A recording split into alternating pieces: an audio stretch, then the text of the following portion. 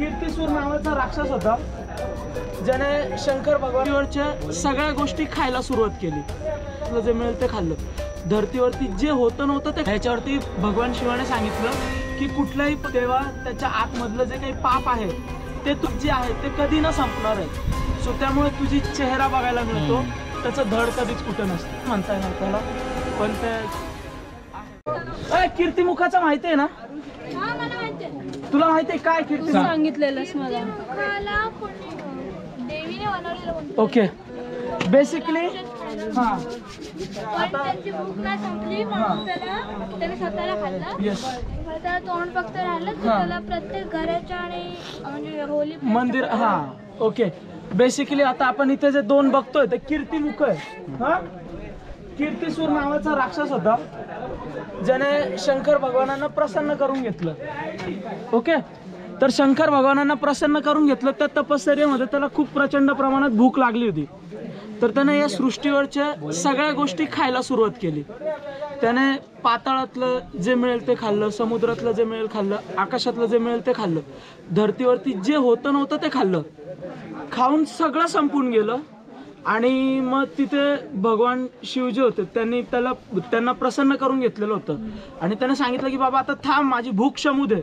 पण सृष्टीवरचं सगळं खाऊन झालं, आता उरलं काय नाही. खाऊन खाऊन म्हणजे त्याने स्वतःचं शरीर सुद्धा खाऊन घेतलं, हात पाय सगळं खाऊन घेतलं. उरलं त्याचं जे काही शीर आहे ते. आणि मग त्याला ती आठवण झाली की यार भगवानाकडे आपण वरदान मागण्यासाठी त्याला प्रसन्न केलंय.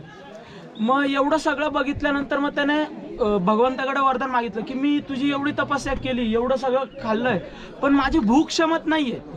मग ती भूक शमण्यासाठी काहीतरी कर.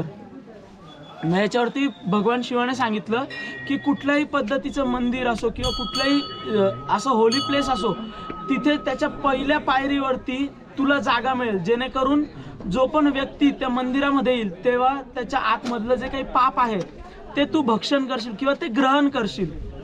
कारण की सृष्टीवरती पाप जे आहे ते कधी न संपणार आहे. सो त्यामुळे तुझी जी कधी न संपणारी भूक आहे ती त्या पापातनं मिटणार आहे.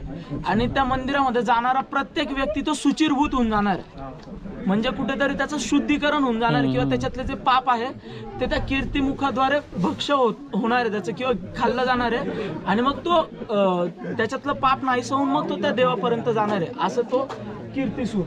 सो फक्त त्याचा आपल्याला चेहरा बघायला मिळतो, त्याचं धड कधीच कुठं नसतं. सो बेसिकली मायथॉलॉजिकल क्रिचर असं नाही म्हणता येणार त्याला, पण ते आहे तसं. त्याची जी स्टोरी आहे ती कीर्तिसूराची.